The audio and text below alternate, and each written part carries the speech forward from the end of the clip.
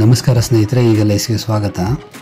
ಈಗಲೈಸ್ family ಎಲ್ಲ ಮೆಂಬರ್ಸ್ಗೂ 2025 ಹೊಸ ವರ್ಷದ ಹಾರ್ದಿಕ ಶುಭಾಶಯಗಳು. ಹಾಗೆ 2024ರಲ್ಲಿ ಭಾರತದ ಸಾಧನೆ ಏನು ಅಂತ ನೋಡೋಣ. ಮೇಜರ್ ಅಚೀವ್ಮೆಂಟ್ಸ್ ಇನ್ಫ್ರಾಸ್ಟ್ರಕ್ಚರಲ್ಲಿ ಯಾವುದ್ಯಾವುದು ಅಂತಂದರೆ, ಸೊ ಈ ವರ್ಷ ಹಲವಾರು ಎಕ್ಸ್ಪ್ರೆಸ್ ವೇ, ಹಲವಾರು ಏರ್ಪೋರ್ಟ್ಗಳು, ಅದಾದ ನಂತರ ಸಾಕಷ್ಟು ಮೆಟ್ರೋ ಲೈನ್ಗಳು ಇದೆಲ್ಲ ಶಾಂಕ್ಷನ್ ಆಗಿದೆ, ಕೆಲವು ಕಡೆ ಕಂಪ್ಲೀಟು ಆಗಿದೆ. ಆದರೆ ಮೇಜರ್ ಇನ್ಫ್ರಾಸ್ಟ್ರಕ್ಚರ್ ಅಚೀವ್ಮೆಂಟ್ ಏನಪ್ಪ ಅಂದರೆ, ಮುಂಬೈಯಲ್ಲಿ 22 ಕಿಲೋಮೀಟರ್ನ ಸಿ ಬ್ರಿಡ್ಜ್ ಮಾಡಿರೋದು one of the major achievement. ಅದಾದ ನಂತರ 300 ರೈಲ್ವೆ ಸ್ಟೇಷನ್ಗಳನ್ನ ಮಾಡರ್ನೈಸ್ ಮಾಡಿರೋದು ಇನ್ನೊಂದು ಮೇಜರ್ ಅಚೀವ್ಮೆಂಟು. ಅದಾದ ನಂತರ ಡಿಜಿಟಲ್ ಇಂಡಿಯಾನ ದೊಡ್ಡ ಮಟ್ಟದಲ್ಲಿ ಏನು ಸಕ್ಸಸ್ಫುಲ್ಲಾಗಿ ಇಂಪ್ಲಿಮೆಂಟ್ ಮಾಡಿರೋದು ಥರ್ಡ್ ಮೇಜರ್ ಅಚೀವ್ಮೆಂಟು.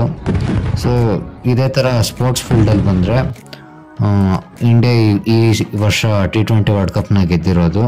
ಅದಾದ ನಂತರ ರೋಹನ್ ಬೋಪಣ್ಣ ಅವರು ಓಲ್ಡೆಸ್ಟ್ ಗ್ರ್ಯಾಂಡ್ ಸ್ಲಾಮ್ ವಿನ್ನರ್ ಆಗಿರೋದು. ಅದಾದ ನಂತರ ಸುನಿಲ್ ಛೇತ್ರಿ ಅವರು ರಿಟೈರ್ ಆದರು ಇಂಟರ್ನ್ಯಾಷನಲ್ ಫುಟ್ಬಾಲಿಂದ. ಸೊ ಇದರಿಂದ ಒಂದು ಇಂಡಿಯನ್ ಫುಟ್ಬಾಲಲ್ಲಿ ಒಂದು ಯುಗಾಂತ್ಯ ಆಯಿತು. ಅದಾದ ನಂತರ ನೀರಜ್ ಚೋಪ್ರಾ ಅವರು ಸಿಲ್ವರ್ ಮೆಡಲ್ ಪ್ಯಾರಿಸ್ ಒಲಿಂಪಿಕ್ಸಲ್ಲಿ ಗೆದ್ದಿರೋದು. ಅದಾದ ನಂತರ ಮನು ಭಾಂಕರ್ ಅವರು ಡಬಲ್ ಮೆಡಲ್ ಗೆದ್ದಿರೋದು ಪ್ಯಾರಿಸ್ ಒಲಿಂಪಿಕ್ಸಲ್ಲಿ. ಅದಾದ ನಂತರ ಅಮನ್ ಶರಾವತ್ ಅವರು ಯಂಗೆಸ್ಟ್ ಇಂಡಿಯನ್ ಆಗ್ತಾರೆ ಒಂದು ಒಲಿಂಪಿಕ್ ಮೆಡಲ್ನ ಗೆಲ್ಲೋದಕ್ಕೆ. ಅದಾದ ನಂತರ ಪ್ಯಾರಾ ಒಲಿಂಪಿಕ್ಸಲ್ಲಿ 21 ಮೆಡಲ್ನ ಈ ವರ್ಷ ಭಾರತ ತಂಡ ಗೆದ್ದಿದೆ. ಸೊ ಇದಿಷ್ಟು ಸ್ಪೋರ್ಟ್ಸ್ ಅಚೀವ್ಮೆಂಟ್ಸ್ ಆಯಿತು. ಸೊ ಇದೇ ರೀತಿ ಬೇರೆ ಬೇರೆ ಫೀಲ್ಡ್ಗಳಲ್ಲಿ ಸಹ ಈ ವರ್ಷ ಇಂಡಿಯಾಗೆ ಒಂದೊಳ್ಳೆ ಇಯರ್ ಆಗಿತ್ತು.